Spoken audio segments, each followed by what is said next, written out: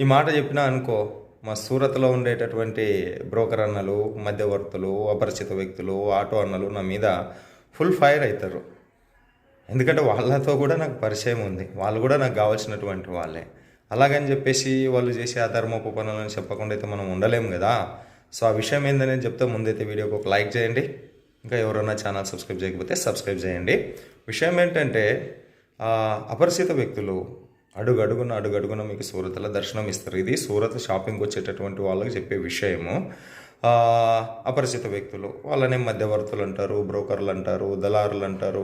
వాళ్ళు ఇంక వివిధ రూపాల్లో ఉంటారు. హోటళ్ళ రూపంలో ఉంటారు, ఆటోల రూపంలో ఉంటారు, రైల్వే స్టేషన్ కాడ ఉంటారు, ఎయిర్పోర్ట్ కాడ ఉంటారు.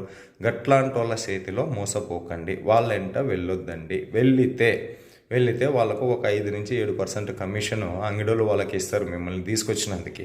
ఆ భారం అయితే సొంతంగా తన మార్జిన్ తగ్గించుకొని అయితే వ్యాపారస్తుడు వాళ్ళకి ఇవ్వలేడు కదా.